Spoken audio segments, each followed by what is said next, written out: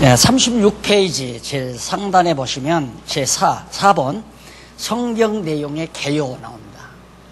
개략적인 요점이란 말이죠. 개요 그 말은 대개의 요점, 그 말 중요한 그 요점.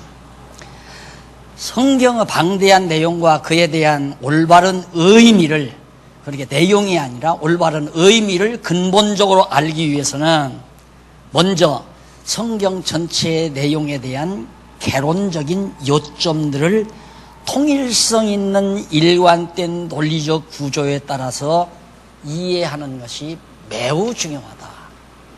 이게 굉장히 중요한 거죠. 그러니까 지금 이 항목에서 말하고 있는 것, 이게 성경 전체를 이해하는데 굉장히 중요한 일이다. 성경 전체는 구약과 신약으로 크게 분류된다. 너무 여러분 항상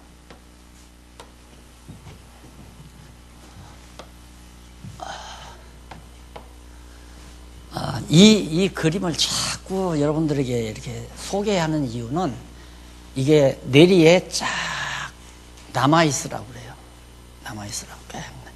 이 성경을 대할 때는 항상 이 그림이 근본적으로 남아있어야 되죠. 예. 영원한 세계 안에 영원한. 이것도 영원한 세계. 입체로 여러분 한번 만들어 보세요. 입체로 딱 영혼과 영혼을 맞붙이면 이렇게 되잖아요. 저거 갖다 이렇게 붙이면. 그러면 이 그림은 이렇게 돼버리는 거죠. 영혼 안에서 이제 이렇게. 영혼 안에서 이 그림이 나와요. 근데 이렇게 되면 이제 그리기가 힘드니까 평면적으로 늘려서 이렇게 만드는 건데, 표현하는 건데, 생각은 항상 이제 이렇게 생각을 하시면서 여기서 일단 중요한 게 뭐냐면 기독교 세계관입니다. 기독교 세계관인데 모든 것이 주께로부터, 여기 주 하나님이죠. 하나님께로부터 나와요. 그러게 이 모든 지상에 있는 이 모든 것들이 다 어디서 나왔는가? 영원하신 하나님께로부터 나와서, 그러면 이렇게 시간세계에서 모든 역사들이 진행이 되고 생성되고 만물이 생성되고 하는 모든 이런 일들이 누구로 말미암아? 하나님으로 말미암아, 주로 말미암아. 예, 주께로부터 나와서 주로 말미암고 주님 하나님으로 말미암아 다 역사도 섭리되고 우주 만물도 생성이 된다 이 말이에요. 그리고 어떻게 되는가? 마지막은 다시 하나님께로 돌아간다. 다시 돌아간다 이 말이에요. 그러니까 그 말은 쉽게 말하면 이 안에서 이렇게 되는 거다 이 말이에요. 영혼 안에서 다 하나님으로 말미암아, 영혼 안에서 이거 다 나와가지고 영혼 안에서 하나님께로 말미암고 영혼 안으로 다시 돌아가 버린 거다. 그러면 돌아간다는 말은 이게 없어져 버린다 이거예요. 결국은 영원한 세계만 남는다 그 말이에요. 영원한 세계, 영원하신 하나님 세계로 다시 돌아간다. 그래서 뜻이, 여기 하나님의 뜻이 영원한 세계에서 이루어진 것 같이 이 땅에서도 그 하나님의 뜻이 이루어지이다. 그러니까 이미 영원한 세계에 있었던 것이 시간과 공간과 형상세계로 나타난다. 그게 이제 창조를 통해서 나타나죠. 창조를 통해서 뜻이, 영원하신 하나님의 뜻이 창조를 통해서 이렇게 하나하나 펼쳐져 나가는 거예요. 그랬다가 다시 이 영원한 세계가 영원한 하나님의 나라로 다시 돌아간다. 그래서 나라가 하나님의 이 영원한 나라가 이 땅 위에 이루어지고 그 나라가 다시 영원한 나라로 돌아간다. 그래서 이걸 뭐냐? 그럼 왜 이렇게 드러내는가? 이게 바로 하나님의 여호와 계시다 이 말이에요. 아까 말한 대로 계시. 여호와 계시, 여호와 하나님 계시.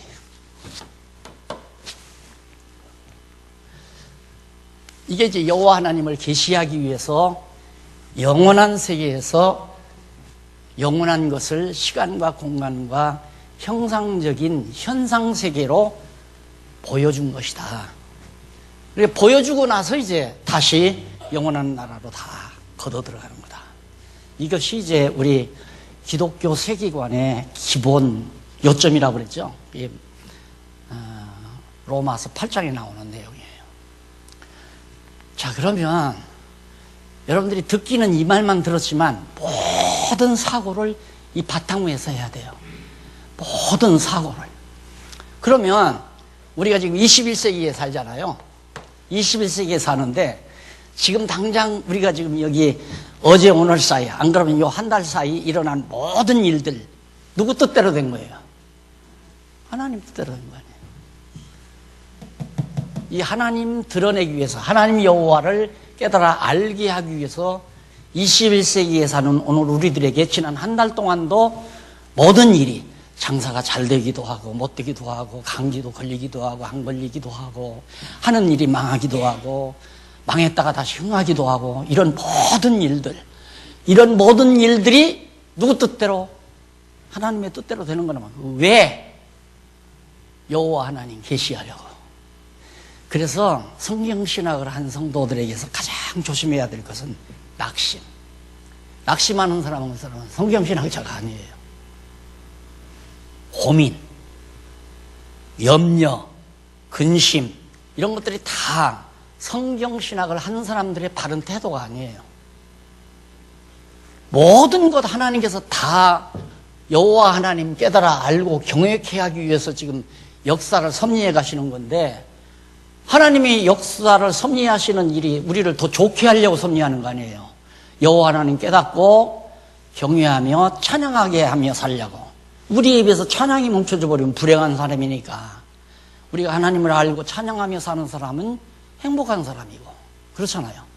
내 입에서 찬양이 나온다는 말은 행복하다는 말과 같은 맥을 가지고 있는 말이에요. 그러니까 성경을 깨닫고 행복하지 아니하면 성경 공부 아직 덜한 거예요. 성경 공부하고서 아직도 근심 걱정을 하고 있고 욕심을 품고 있고 뭔가 자기 고집대로 하려고 하는 생각을 하고 있으면 그건 어리석은 사람이라고 합니다. 범사에 감사한다 안 한다? 안 하잖아요, 그 사람은. 행복한 사람은 범사에 감사하는 거. 되어지는 일마다 설령 여러분의 가정이 다 붕괴돼서 재산도 다 없어져 버리고 가족이 다 뿔뿔이 다 흩어진다 하더라도 그게 정말 감사할 수 있나? 인간적으로는 죽어도 감사 못하죠. 자살하고 말해야지. 안 그래요? 그러나 성경을 통해서 하나님을 깨달았다면 인내하는 마음을 주시잖아요. 왜? 소망이 있으니까. 하나님은 이를 통해서 더 좋게 하시려고 한다. 거듭내가 내용이지만, 다윗이 사울에게 쫓김받아서 아둘람 굴에 가서 숨어 있을 때, 야 이놈아, 나 자는 동안 죽여버리고 나 창으로 찔러버리고 말아라. 자살해버리고 말지. 안 그래? 죽는 건 뻔하잖아요. 사울이 막 엄청난 군대 데리고 와서 쫓아오는데 죽지요. 근데 안 죽잖아요. 왜? 하나님이 자기 이스라엘 왕으로 기름 부었다 이 말입니다. 믿어요, 그걸. 나는 안 죽는다, 그걸 믿어요. 절대 안 죽는다. 그게 성경신학자예요. 나는 안 망한다. 절대 망하지 않는다. 어떤 경우에도 안 망한다. 이게 믿어져야 성경을 제대로 공부한 사람이란 얘기예요. 그래서 성경 전체의 윤곽은 이렇게 딱 나오는데, 구약, 이거 언약 아니에요, 언약. 신약, 이건 성취고, 이건 뭐 아마 귀가 닳도록 들으셔도 언약 성취, 언약 성취. 그런데 문제는 언약 성취가 중요한 것이 아니라 그 안에, 그럼 구약의 주제가 뭐냐? 여호와의 언약이에요. 여호와의 언약. 여호와의 언약. 신약은 뭐냐? 그리스도 성취. 자, 이 말을 여기 꼭 잘 들으세요. 몇 번 고민을 했어요. 이 의미 주제를 정하면서. 여호와의 언약 했으니까 당연히 여기도 여호와의 성취. 그러면 얼마나 쉬워요. 좋죠. 얼마나 좋냔 말이에요. 그런데 우리 개역 성경, 우리가 쓰고 있는 개역 성경에 여호와란 말을 다 빼버렸어요. 신약 성경에, 개역 성경 가운데, 신약 성경 가운데 여호와란 말이 있어요, 없어요? 한마디도 없어요. 그런데 여호와란 말이 200몇 군데가 있어요. 신약 성경에. 주께서 내 주께 이르시되 할 때 주께서라고 할 때는 먼저 그 주가 여호와란 말이에요. 여호와께서 내 주께 이르시되, 이렇게 성경을 기록했어야 하는데, 어쨌든 우리가 쓰는 용어 가운데 여호와란 말이 안 들어있으니까, 만약에 여호와의 언약, 여호와의 성취 그래 놓으면, 아니 시약 성경에 여호와란 말이 하나도 없는데 무슨 여호와의 성취인가. 그래서 그걸 배려를 해서 구약은 여호와의 언약이라고 주제를 붙이고, 의미적인 주제죠. 신약은 그리스도의 성취가 아니라 이거 아니에요. 그냥 그리스도 성취. 그리스도가 이루어졌다. 그리스도를 성취했다 그 말이에요. 의는 주어거든요. 엄밀히 말해서 그리스도가 소유격이지만 주어로 사용되잖아요. 그러나 그리스도를 성취했다면 그리스도를 목적으로, 그러니까 그리스도 성취는 목적으로 이해를 하시면 됩니다. 그리스도가 이루어졌다. 그리스도를 성취했다. 왜? 여호와께서 그리스도를 언약하시고 여호와께서 그리스도를 성취했다 그 말이에요. 그러니까 좀 더 자세하게 그렇게 하려면 여호와께서 메시아를 언약하시고 여호와께서 메시아하면 또 신약 성경에는 메시아가 잘 안 나오잖아요. 히브리어로 메시아니까. 그래서 이 제목 달기를 상당히 고충을 많이 겪었습니다. 어떻게 하면 빗나가지 않고 독자들이 바르게 이해할 수 있을까? 여러분, 이 제목 하나하나에 때로는 일주일, 때로는 한 달, 그렇게 고민하면서 의미 부여가 된 제목을 만들어낸 거예요. 이걸 여러분들은 그냥 보통 독자들은 여호와 언약, 그리스도 성취 이래버리고 끝난다니까. 그 이면에 담겨진 고충을 모르고. 그러니까 조금 더 길게 얘기하면 여호와의 메시아 언약, 여호와의 메시아 성취. 그럼 여기서 메시아라고 안 하려면 여호와의 그리스도 성취, 그렇게 하면 되잖아요. 어쨌든 제목은 간단해야 되거든요. 길면 그건 좀 독자들에게 배려가 아니에요. 그래서 제목은 간단하게 말하고 내용에서 설명은 정확하게 설명해주고. 지금 설명 정확하게 해줘. 그러니까 여호와의 언약, 여호와의 성취 그렇게 해도 되고, 그 다음 여호와의 메시아 언약, 여호와의 메시아 성취. 그 메시아라고 하면 그리스도 성취 이렇게 한단 말이에요. 안 그러면 메시아 하면 가로하고 그리스도라고 또 써야 돼요. 그러면 제목 자체가 지저분해지잖아요. 그래서 독자들이 헷갈리기가 쉽다 이 말이에요. 그러니까 간단 명료하게 딱 해드리려니까 요 용어를 쓴 거예요. 그래서 이게 어느 정도 이제 우리 성경신학의 역사가 짙어가면 후대에 가서 나 죽은 다음에 100년이나 200년 후에 박용기라는 목사는 이걸 여호와의 언약, 이걸 그리스도 성취 이렇게 말했지만 정확하게 말하면 여호와의 언약, 여호와의 성취입니다. 그러면 저 말이 낫네. 이렇게 자꾸 이제 빗나가게 만들어가는 거예요. 자꾸 옆구리로. 안 그러면 여기도 그리스도 언약, 그리스도 성취 해도 맞잖아요. 그리스도 언약, 그리스도 성취. 메시아 언약, 메시아 성취 해도 되고. 이제는 아시겠죠? 이 제목에 대한 고충을. 그거 알고 느끼게 되면, 여러분들이 있게 되면, 야, 정말 저 의미 분석 성경 개론 하나를 만들어내는 것이 그렇게 간단한 일이 아니었구나. 지금 제 자랑을 하려고. 제 자랑보다도 제 자신의 고충을 좀 얘기해 달라고 그러더라고요. 그래야 독자들이 이해하기가 좋다고. 그래 가만히 생각하니까 정말 그런 것 같아요. 이런 얘기를 자꾸 하다 보면 나 잘났다는 얘기밖에 안 된다고 나는 생각을 해가지고 술렁술렁 넘어가거든요. 그랬더니 술렁술렁 다 아는 거야. 내가 술렁술렁 넘어갔으니까 아는 사람도 술렁술렁. 여기에 담긴 고충을 몰라요. 그러니까 구약에서 예를 들어 구약이 그리스도 언약 했으면 구약에 무슨 그리스도가 있어? 구약에는 그리스도라는 말이 한마디도 우리말에는 없잖아요. 메시아라는 말이 히브리 말이고 그리스도라는 말은 헬라 말이니까 같은 기름 부은 받은 자라는 말이거든요. 그러니까 그걸 피하려면 기름 부은 받은 자 언약, 기름 부은 받은 자 성취 이렇게 얘기를 하면 또 되겠죠. 그거 틀린 얘기는 아니에요. 그러니까 이런 잔재주를 써가면서 마치 더 깊이 깨달은 것처럼 많은 사람들을 유혹하는 일이 아마 200년이나 300년 지나면 틀림없이 나타날 거예요. 내용에도 마찬가지고. 그러나 이 속에 다 들어가 있는 얘기예요.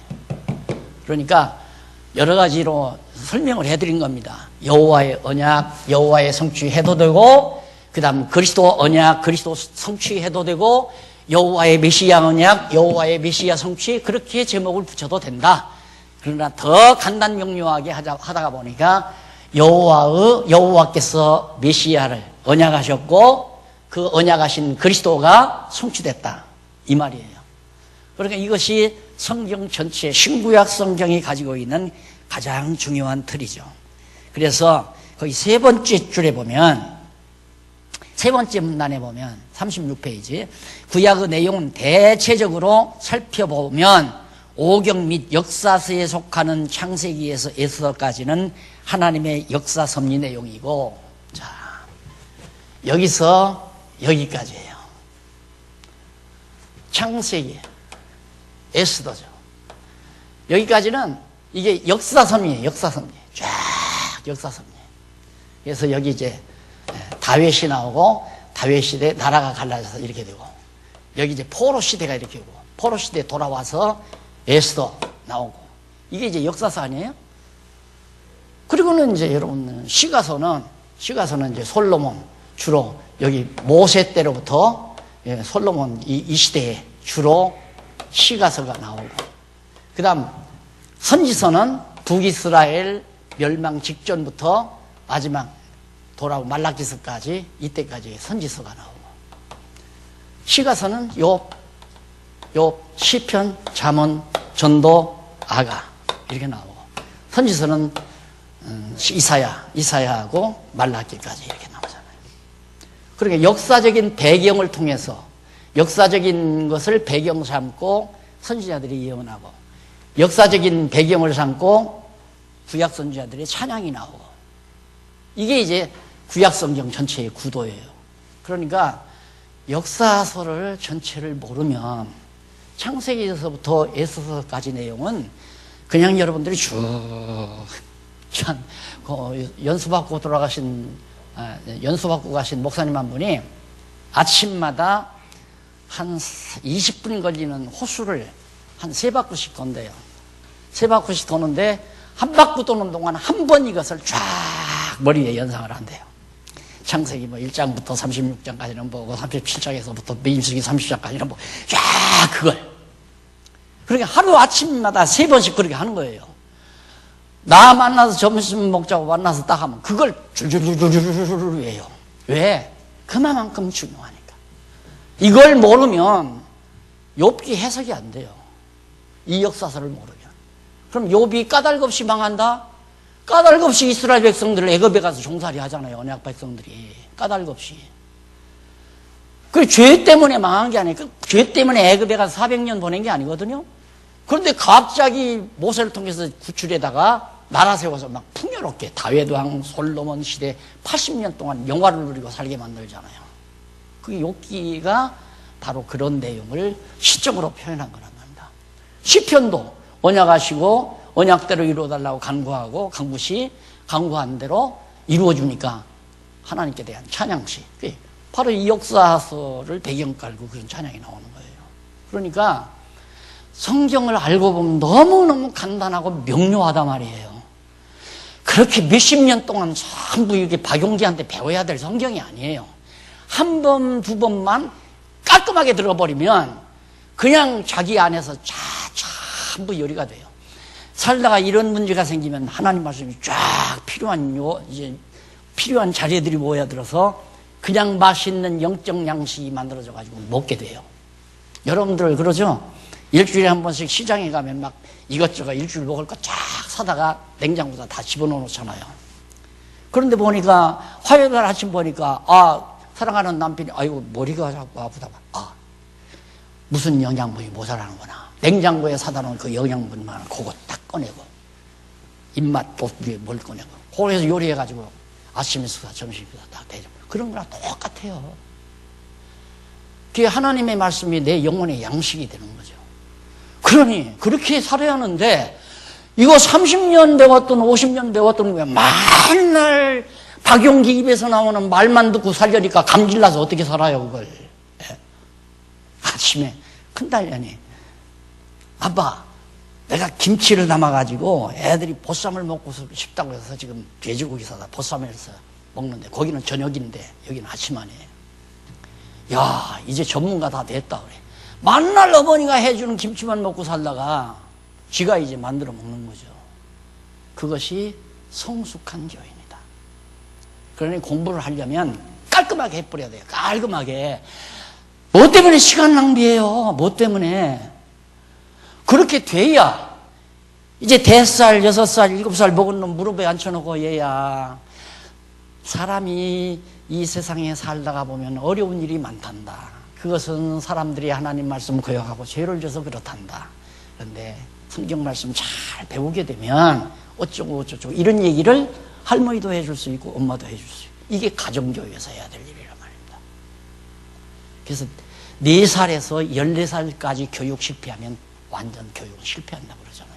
교육 전문가들의 말입니다. 4살에서 14살까지. 그걸 누가 해야 돼요? 엄마가 해야 돼요? 아빠가 해야 되고. 그런데 이미 그 시기 다 지나버렸는데 머리통 붉어버렸는데 17, 한 20살 먹었는데 야 인마 오늘 주일인데 교회 안 가? 아, 나 바빠요. 야 인마 너 용돈 못 줘? 아버지 그런 게 어디 있어요? 왜 나 나눴어요? 그거 안 주려면 뭐로 나 날라왔어요? 뭐 할 말 있어요? 더 막 들어가면 속으로 뭐라고 하냐면 자기들 좋아하거든 놔놓고 벌써 20살 먹으면 다 알아요. 자기들 좋아하다가 날라놨다 이거야. 근데 왜 책임 안 지냐 이거지. 그 교육이 되겠느냐 이 말이야. 안 돼요. 그래서 여러분 요 정말 참 늦었지만 저도 나야 이거 다 가르쳤죠. 이렇다고 다 가르쳐도 그때는 아마 그런가 보다. 아 저렇구나. 그냥 하다가 그냥 듣고 다 지나가 버리는 거예요. 그래 놓으니까 항상 가도 무슨 일이 부딪히면 뭘 어떻게 해서 먹어야 할지 모른다 이 말이에요. 그러니까 목회자는 좋죠. 열심히 나와서 들어주니까 좋아하고 은혜 받았다고 얼마나 좋아요. 그러니까 평생 그냥 자기 밑에서 제자 노릇하고 살아라는 게 목회 아니에요. 그게 목회. 근데 진정한 목회는 빨리 내가 그러잖아요. 예수님도 3년 가르쳐도 안 되더라고요. 맨날 나 갈란다. 그거 가서 보혜사 성령 보내잖아요. 인간이 가르칠 수는 한 3년이면 끝나요. 그러면 이제 성령이 감동해서 깨닫게 하는 일. 그게 이제 우리가 해야 되는 일인데 쉽죠? 구약 쉽잖아요. 역사서를 달고 역사 이거 아니에요 이거. 딱 이거면 그냥 구약 역사서 다 나오잖아요. 여기 포로시대 이거 딱 나와. 중요하니까. 이렇게 내리에 딱 그려놓고 아 이건 다윗 때 어떻게 되고 아브라함 때 어떻게 되고 모세 때 어떻게 되고 이거는 이제 토막토막 되진 일을 짝짝 퍼즐 맞추듯이 맞춰가면 하나의 논리체계가 딱 서지니까 예를 들어서 지금 사업에 실패를 했어요. 오늘 만나서 오다 주겠다는 사람이 갑자기 만나서 차를 마시면서 얘기하니까 아이고 죄송해. 갑자기 우리 본사에서 어쩌고 저쩌고 쪽에서 이거 다 캔슬됐다. 절망 아니에요? 그 오다 따면 이제 새로운 희망을 갖고 정말 빚도 갖고 지금 하려고 단단히 각오를 하고 기다렸는데 그럼 죽어버려요? 오다가 강강에 빠져 죽어버려요? 그게 아니잖아요. 하나님께서 나에게 왜 어려운 일을 주실까? 왜를 붙이라고 그랬죠? 어떻게 할까 하지 말고 왜 그러실까? 너는 나만 의지해라 이 말이에요. 너는 나만 의지해라. 광야에서 왜 풀 한 폭이 안 나는데 광야에다 왜 데려다 놨어요? 네 재주로는 안 된다 그 말이에요. 세상살이가.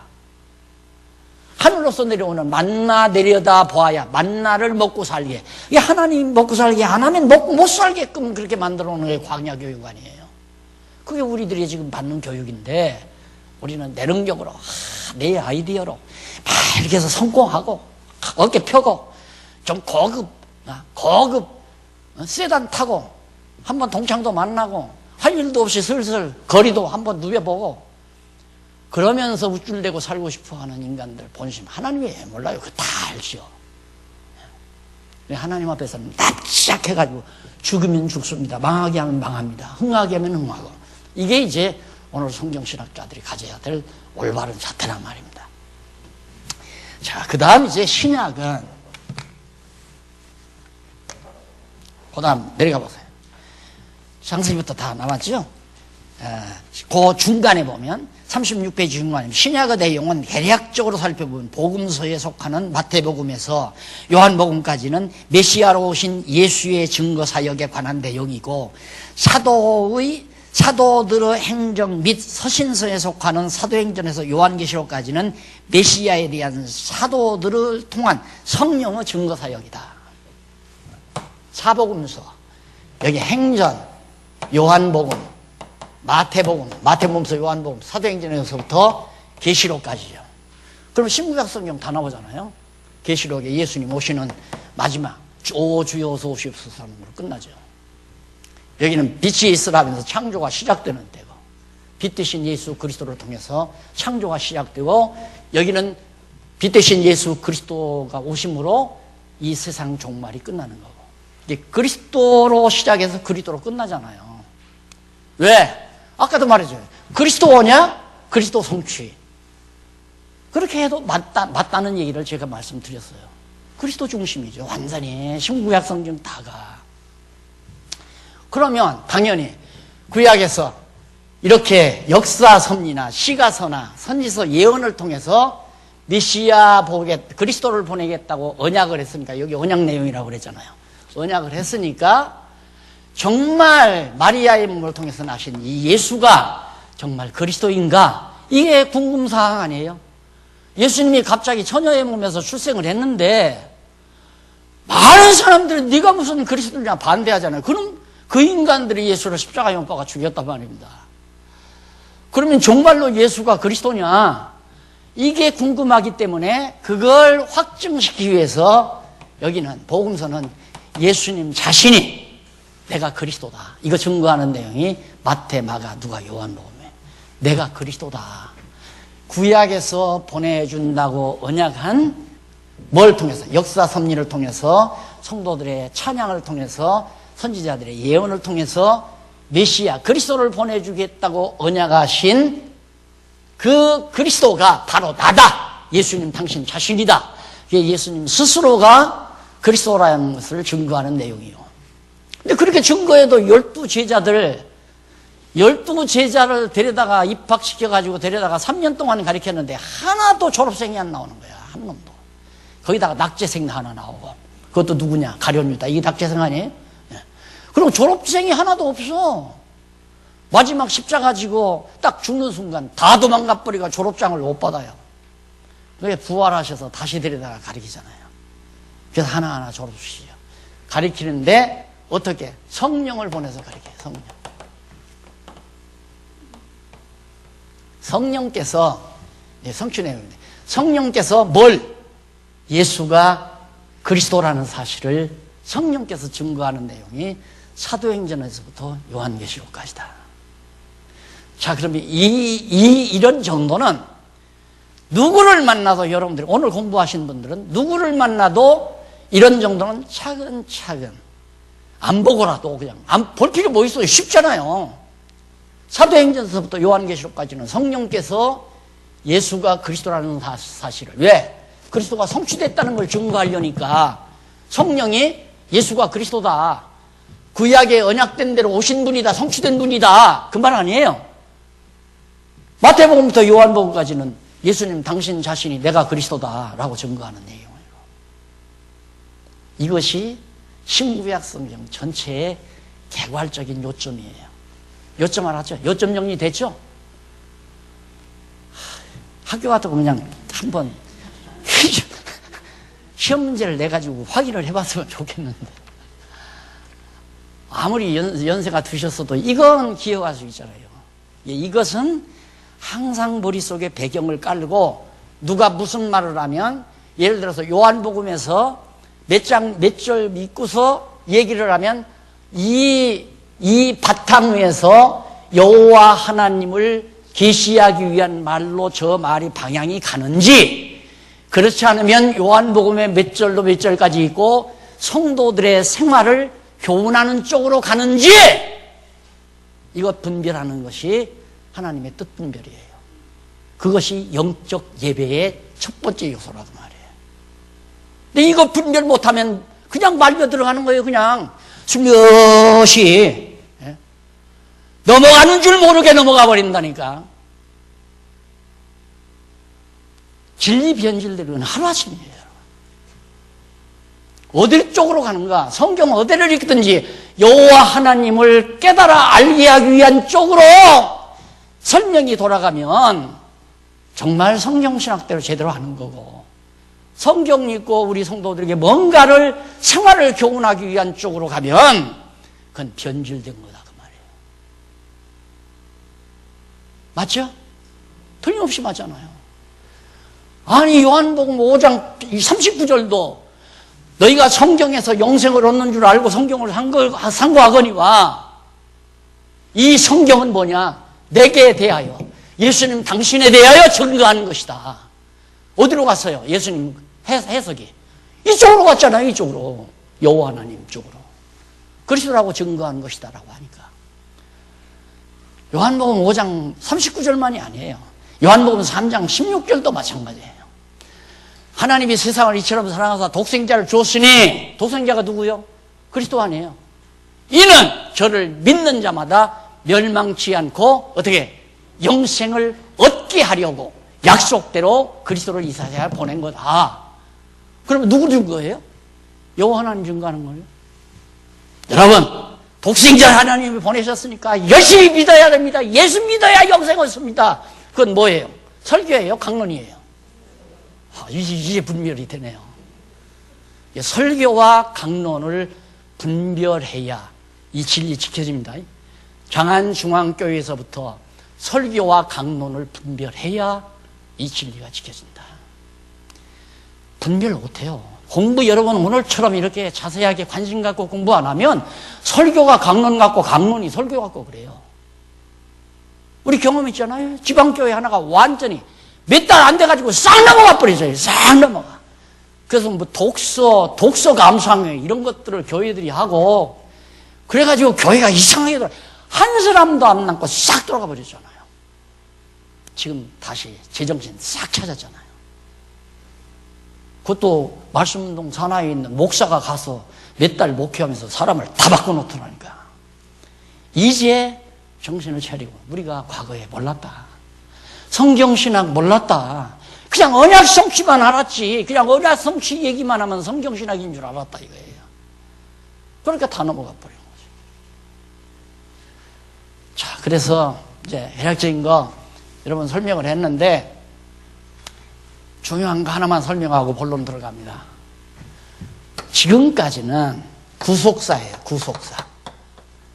나 공부할 때까지만 성경을 구속사 중심으로 봤어요. 이건 타락 이후에 하나님 섭리만을 설명하는 게 구속사예요. 타락 이후에. 타락 이전에 건 설명 못해요. 그러니까 신학에서 문제가 엄청 많아도 하나 대답이 없어요. 그 다음에 구속사 공부하다 보니까 뭐 하나님 나라 중심 나오다. 하나님 나라. 하나님 나라 중심이 지금 미국에서 새로운 주제로 떠오른다.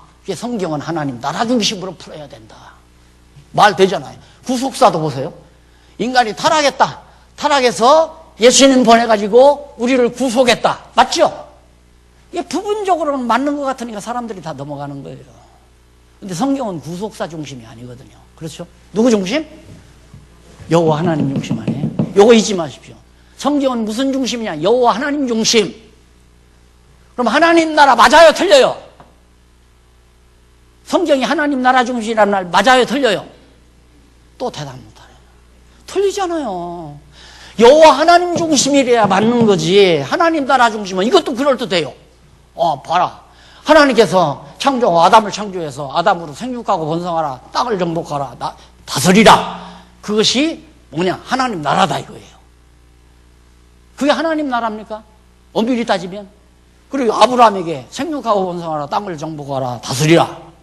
그건 어느 나라예요? 이스라엘 나라죠? 다윗 왕국을 약속하는 거예요. 그러면 다윗 왕국을 약속하는, 다윗 왕국은 뭔가? 하나님 나라에 대한 한 모형이고 그림자예요. 그런데 예수님 오셔서지 하나님 나라가 세워지는 거죠. 그래서 여기 영원한 하나님 나라가 여기 임해달라. 그러면 구약을 하나님 나라 모형과 그림자로 보고 신약을 하나님 나라의 실체로 본다면 그럴듯하게 맞는 얘기예요. 그래서 하나님 나라 중심으로 성경을 봐야 된다. 책이 나왔어요.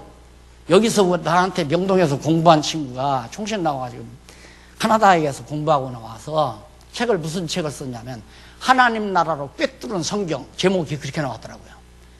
내 책 이용한 것도 많고요. 여기 배웠으니까.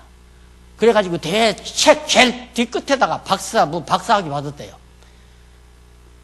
성경개론 박영기 목사. 거기 의미분석 성경개론이라고 해야지. 그냥 성경개론이라고 하면 남 책 제목 갖다 바꿔놓은 거예요. 고발해버리려다가.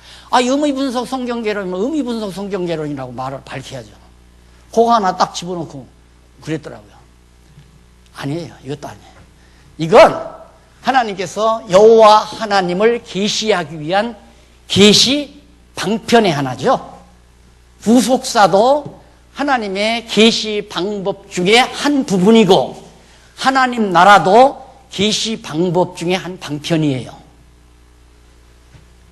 그러다 조금 있으니까 문화명령이 나오더라고요. 문화명령.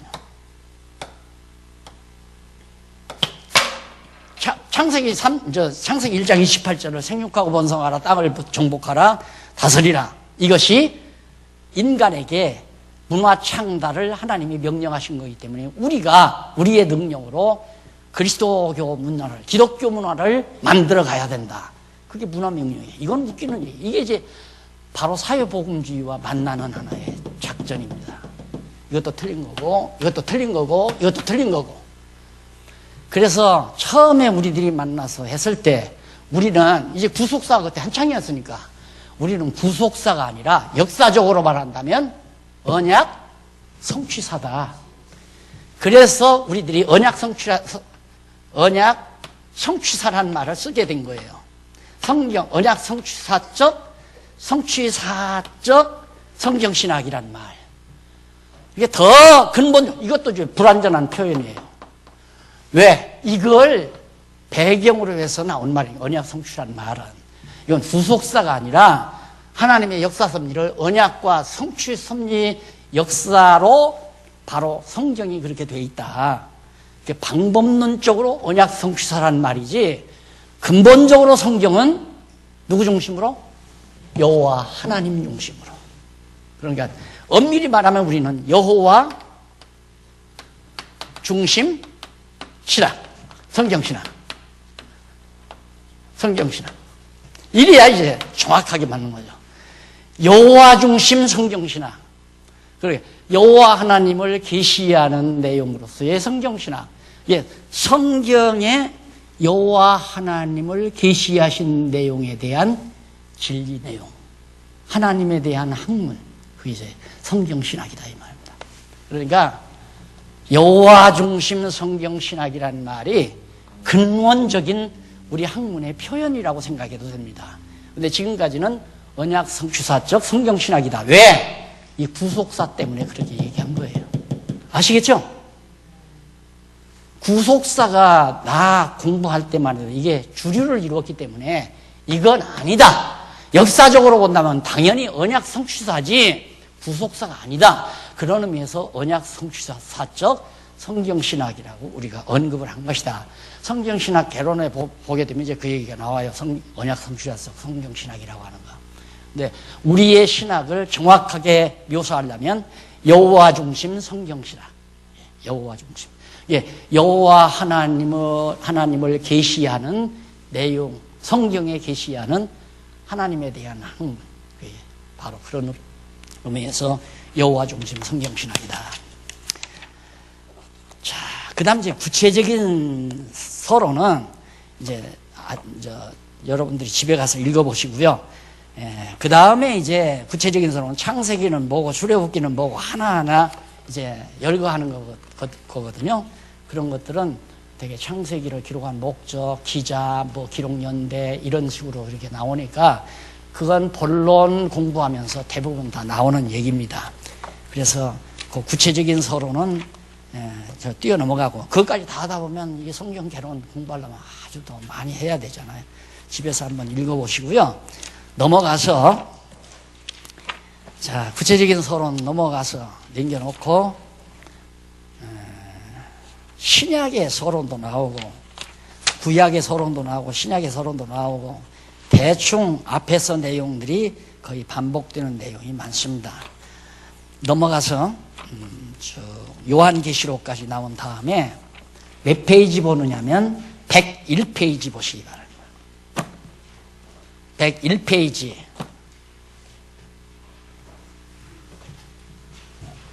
제1권 나오죠? 제1권 제1권 여기는 신학은 제2권 제목이 그래요. 그다음에 이것은 성경 전서 신구약 성경 전서 신구약 성경 전서의 주제는 여호와 하나님 계시. 그다음 제1권은 뭐냐? 여호와의 언약. 여기 나오잖아요. 여호와의 언약. 이것은 바로 구약이다. 근데 다시 한번 거기 치밀하게 문구가 나오죠. 101페이지에 보면 제1권 여호와의 언약 구약인데 구약 성경은 하나님께서 언약대로 이루시는 여호와이심을 계시하시려고 언약대로 이루시는 여호와이심을 그러면 여호와는 거듭 말하지만 여호와는 고유명사죠. 하나님은 보통명사예요. 그러면 예를 들어 내 이름을 놓고 볼 때 박씨라는 말은 보통명사요, 고유명사요? 박씨. 보통명사죠. 박씨가 나만 있는 게 아니잖아요. 박씨 많아요. 수박씨도 있고 호박씨도 있고 박씨 많잖아요. 이게 박씨는 많으니까 보통명사예요. 그러나 용기는 고유명사 아니에요. 물론 내 이름 따서 지은 이름도 많지만 조용기도 내 이름 따서 지었죠. 용기는 고유명사란 말입니다. 그러니까 하나님은 고유명사고 보통명사고 왜 신이라는 말이니까 신들 능력들 그걸 신이라는 신 하나님 그건 보통명사죠. 그런데 여호와는 우리 기독교가 경외하며 섬기는 신의 고유한 이름이에요. 여호와. 이게 바알, 아스다롯 이것도 다 신의 이름이거든요. 바빌로니아 신들의 이름, 바알신도 있고 우리나라는 목신도 있고 수신도 있고 석신도 있고 천신도 있고 이거 다 신의 이름 아니에요. 신들. 그런데 주당신 뭐 이런 것도 있고 그런데 뭐 삼신할머니 그런 것도 다 신에 대한 표현이죠. 그런데 우리 기독교가 전능하신 하나님으로 믿고 경외하는 신의 이름이 여호와란 말입니다. 그래서 여호와가 언약대로 이루시는 여호와이심을 계시하시려고 어떻게 택한 백성에게 메시아 거기는 가로하고 그리스도를 보내실 것을 언약하신 내용이다. 얼마나 간단해요. 앞에서 설명한 내용이 다 나왔죠. 그리스도 보낼 걸 언약한 내용이다. 어떤 방법으로? 역사 섭리로 성도들의 찬양을 통해서 선지자들의 예언을 통해서 방법은 역사 섭리와 찬양과 예언 선지자들의 예언 이것이 로고스 하나님께서 말씀하시는 도구예요. 하나님이 말씀하시는 방법이 뭐냐? 역사 섭리를 통해서 말을 해요. 그러면 지금도 하나님께서 해가 뜨고 지고 나무들이 지금 단풍이 들고 그리고 한쪽에서 비가 내리고 한쪽에서는 눈이 오고 이런 모든 자연 만물, 자연 현상들이 일어나죠. 그리고 어제인가 오늘인가 일본 수상하고 박근혜 대통령하고 만나서 담화를 하고 중국의 누구하고도 만나서 뭐 정상회담을 하고 이런 역사들 이게 다 하나님의 뜻이 담긴 하나님의 말씀들이에요. 그러니까 성경을 깨닫고 나면 그런 실제 오늘에 이루어지는 모든 역사들이 하나님의 말씀으로 들려진다 이 말이에요. 하나님의 말씀으로. 꽃이 피고 지는 거라든가 나무가 푸르고 단풍이 드는 일이라든가 비가 내리고 눈이 쌓인다는 얘기라든가 뭐 폭우가 내리고 지진이 일어나는 일이라든가 이거 모든 자연현상 그리고 역사 내용 미국과 지금 중국이 첨예하게 대립하고 있는 거 소련이 긴장 상태에 있는 거 김정은이 어떠고 저떠고 하는 거 전부 다 하나님께서 당신의 뜻을 이루어가기 위한 역사 섭리라 이 말이에요. 그걸 신학적으로는 일반 섭리라고 그래요. 일반 섭리. 성경에 나오는 것을 특별 섭리라고 말하고. 그러니까 특별 섭리는 하나님의 뜻을 분별하는 교재고, 기본 교재고.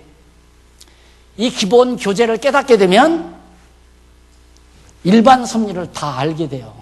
역사 방향이 어떻게 흘러갈 것. 지난날의 역사는 왜 그렇게 일어났나. 1차 대전은 왜 일어나고 2차 대전은 왜 일어나고 왜 서구 문명이 기울어지며 무엇 때문에 동양 문명이 지금 밝아오는가. 이런 역사적인 내용들을 하나님의 섭리로 받아들이니까 왜 하나님이 그렇게 해가시는가. 당신 뜻 이루려고. 그래서 이 세상사가 눈으로 보이는 거란 말입니다. 알게 되고. 그래서 이런 방법으로 말씀을 하신다. 따라서 여러분 요거 성경을 무슨 중심으로 우리가 보아야 되는가. 여호와 중심으로. 언약 성취사 쪽이건 이건 방법론 쪽이에요. 문화명령도 이건 잘못된 완전히 인본주의적인 거고 이것은 하나님 나라 이거 방법론적인 거고 이것도 부분적인 방법론적인 거고. 그래서 우리 신학의 정확한 표현은 여호와 중심 성경 신학이다. 이렇게 표현을 하면 더 이상 이제 정리할 내용이 없는 거죠. 자, 그러면 제1편 섭리를 통한 언약은 아까도 말했더니 창세기에서부터 에스더까지라고 그랬죠. 역사 섭리를 통해서 언약한 것이니까. 그건 설명을 대충 다 해간 겁니다.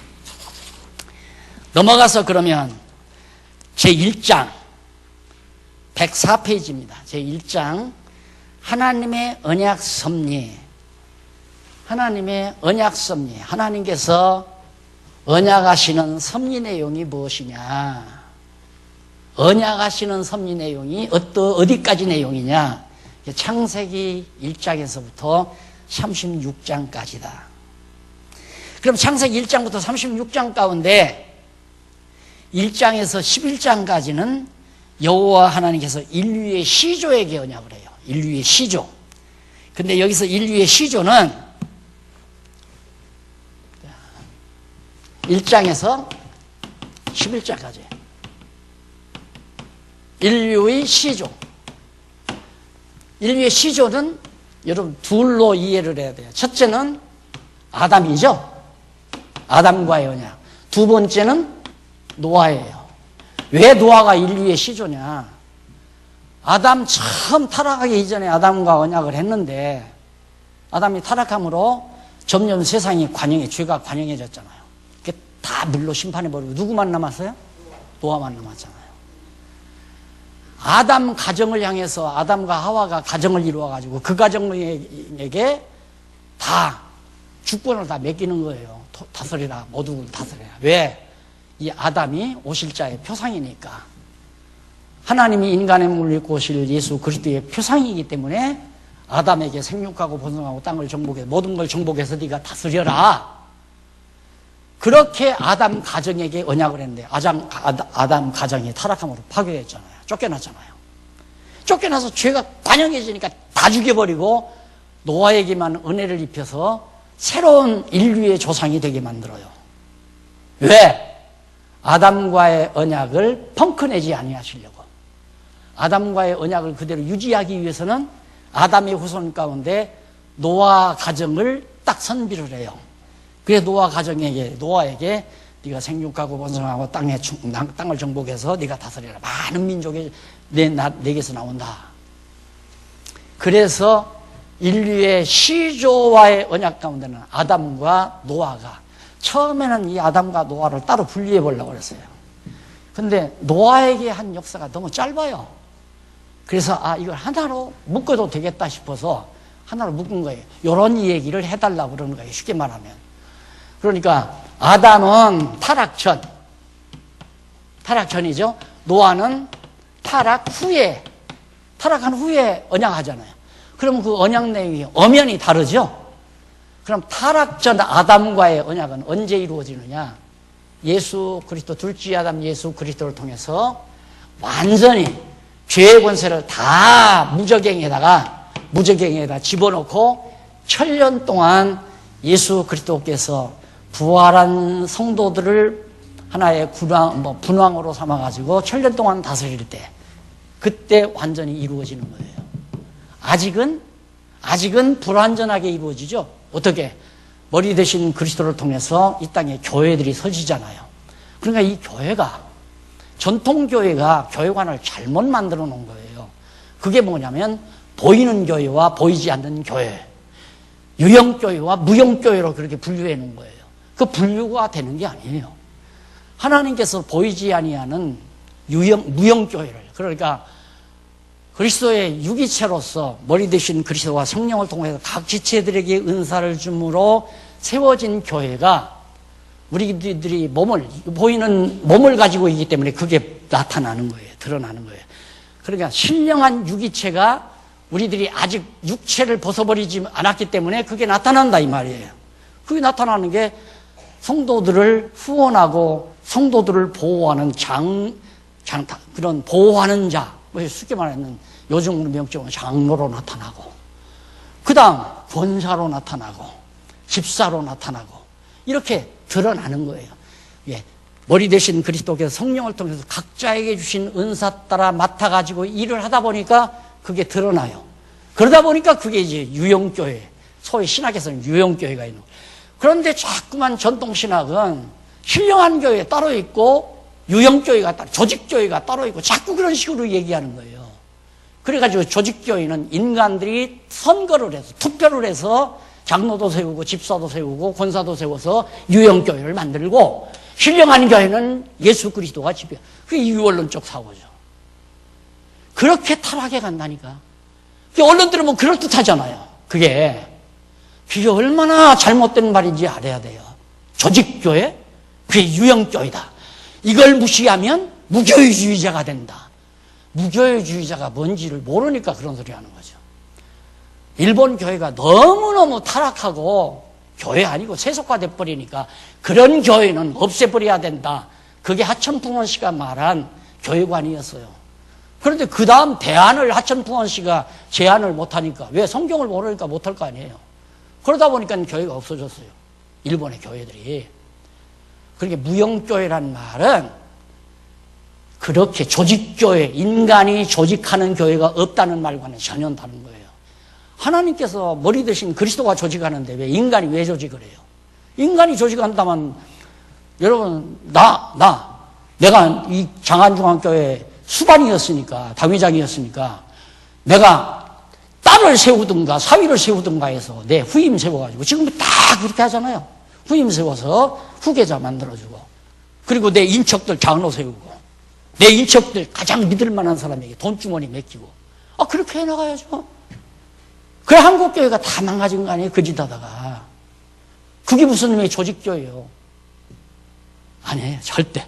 조직교회와 신령한 유기체교회가 별도가 아니라 하나다. 우리의 정신상태가 내 생활로 드러나는 것처럼 내 내면의 모든 인격 구조가 내 행동으로 드러나는 것처럼 성령께서 각자에게 주신 은사 따라 맡은 일꾼들이 나타나는 것이 조직교회다 이 말이에요. 그럼 그 조직은 성령께서 하신 것이지 인간들이 투표를 통해서 하는 게 아니에요. 인간들이 투표한다면 다 각자 자기 좋은 대로 하자는 거죠. 저 사람은 나하고 친하니까 내가 권사시켜야지. 저 사람은 나하고 안 친하니까 저건 안 시켜야 돼. 이게 무슨 놈의 교회 일이에요. 말이 안 되는 거죠. 과거 그랬잖아요. 자기 마음에 들면 장로시키고 안 들면 안 시키고, 자기 마음에 들면 권사시키고 안 시키면 안 된단 말입니다. 권한 주니까. 선배 권사들이 다 추천 권한이 있으니까, 그러니까 권사 되고 싶은 사람은 아이고 집사님 권사님하고 줄줄줄 따르게 되고, 그거 아니라니까. 아니면 아닌 줄을 알아야죠. 조직교회가 무슨 의미예요? 조직교회, 인간사회. 그건 인간교회지 머리 대신 그리스도의 교회가 아니에요. 그러니까 그리스도께서 성령을 통해서 각자에게 은사를 주어서 나타나는, 드러나는 교회가 그게 조직교회다 이 말이에요. 누가 조직한 교회? 성령께서 조직하는 교회. 교인들이 모여서 공동체가 모여서 투표해서 세우는 교회가 아니고 지금 전부 그렇게 교회 세우잖아요. 그래서 당회 만들고 노회 만들고 총회 만들어서 다 온 전국교회 다 장악하고 지배하고 다스리려고. 그건 절대 아닙니다. 천하 없어도 그건 아니에요. 아닌 건 아니라고 해야죠. 자, 그래서 하나님께서 맨 처음 아담의 가정교회죠. 그래서 가정교회가 굉장히 중요하다 이거예요. 가정교회가 매우 중요한데, 그 다음 하와가, 그때 당시는 이제 몸이 너는 내 뼈 중에 뼈요, 살 중에 살이라고 그랬는데, 뼈 중에 뼈요, 살 중에 살인 머리 대신 몸이 타락한 거예요. 우리 성도들이 타락하는 거야. 우리가 몸 아니에요. 그리스도의 몸. 그런데 우리 머리는 타락을 안 하잖아요. 마귀가 오니까 말씀으로 다 물리쳐버리잖아요. 그래서 우리가 다 올바른 하나님의 거룩한 교회로 세워지게 되는 겁니다. 여기까지만 하십시다. 다음 또 화요일 날 만나기로 하고요. 기도하십시다. 자비하신 아버지 하나님, 오늘 이처럼 저희들을 만나서 하나님의 귀한 말씀, 우리에게 주신 이 여호와 중심 성경 신학을 우리들이 다시 한번 재검토할 수 있는, 계략적으로 검토할 수 있는 이 좋은 기회를 주신 하나님 아버지 감사합니다. 이 말씀을 듣는 세계 모든 진리를 사랑하는 영혼들에게 깊이 깨닫고 이 진리를 오고 오는 세상 잘 지켜나갈 수 있는 사명과 열정을 담아주시옵소서. 예수님 이름으로 기도드립니다. 아멘.